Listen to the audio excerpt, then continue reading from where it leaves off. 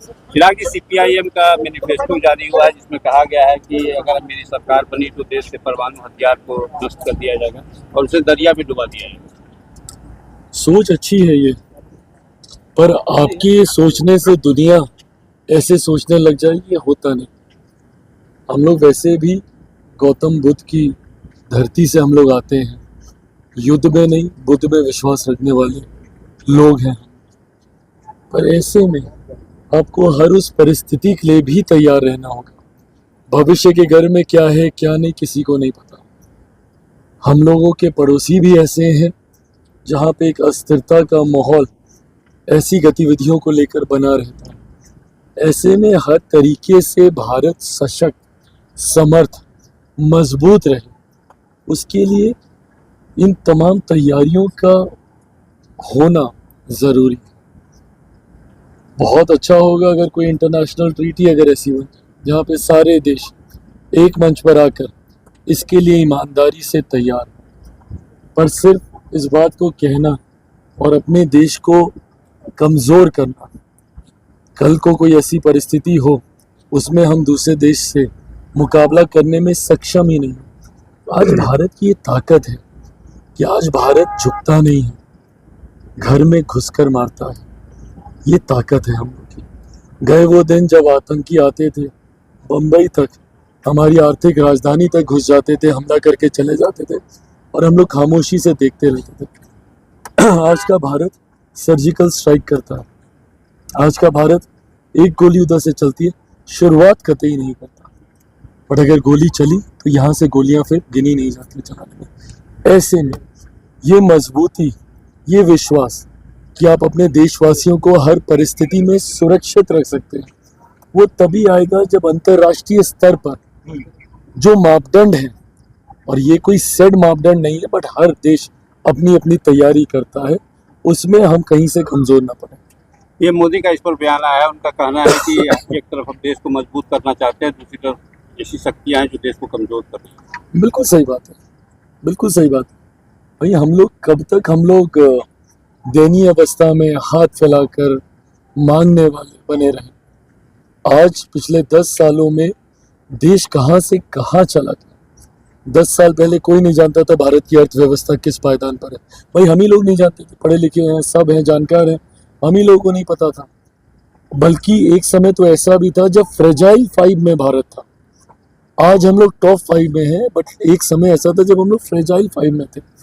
तो ऐसे में देश की अर्थव्यवस्था को मजबूत किया। आज G20 जैसे कार्यक्रम देश के गौरव को बढ़ाने का काम करते हैं।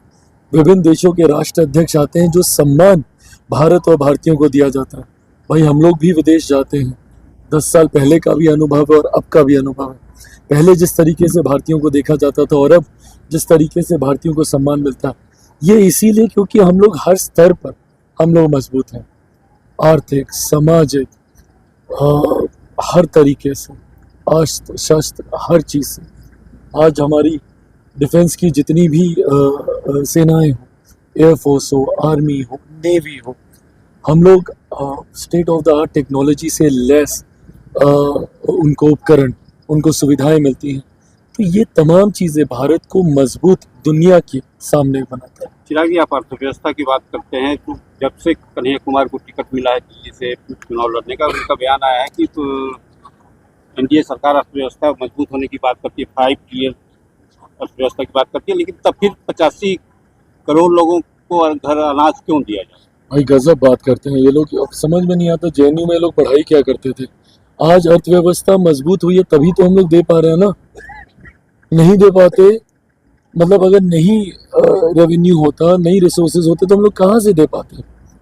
और ये देश जब मजबूत हो रहा है, ज़रूरी है उन लोगों का भी हैंड होल्ड करके उनको गरीबी रेखा से बाहर निकालना। पिछले 10 सालों में, झुठला दीजिए कि ये आंकड़े गलत हैं, 25 करोड़ से ज़्यादा लोग गरीबी रेखा से बाहर निकले।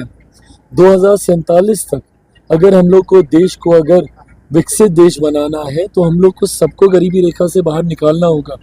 उसके लिए ये तमाम तरीके की गरीब कल्याण की जो योजनाएं हैं, ऐसे में ये सवाल क्यों नहीं जाके ये विकसित देशों से पूछते हैं।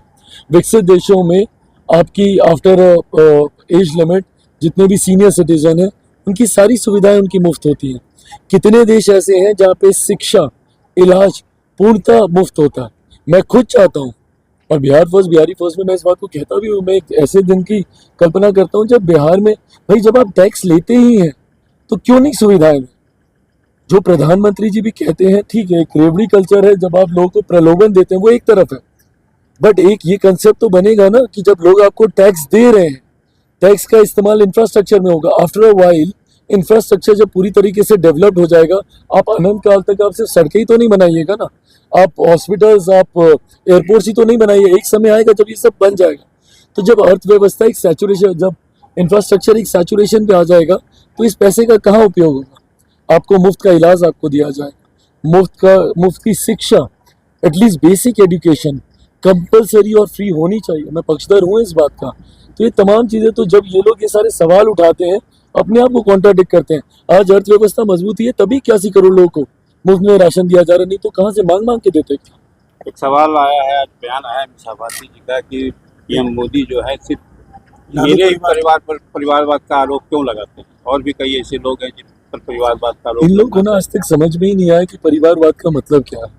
मैं चाहूंगा आप लोग भी एक दो बार ना चलवा दीजिए। प्रधानमंत्री जी ने लास्ट सेशन में बोला था पार्लियामेंट के अपने अंतिम संबोधन में, उन्होंने परिवारवाद की बहुत सटीक परिभाषा उन्होंने रखी, और जिस परिभाषा को मैं भी शुरू से कहता है, जस्ट बाय द वर्च्यू आप किसी फैमिली से आते हैं इसीलिए आप राजनीति में नहीं आ सकते, कतई नहीं।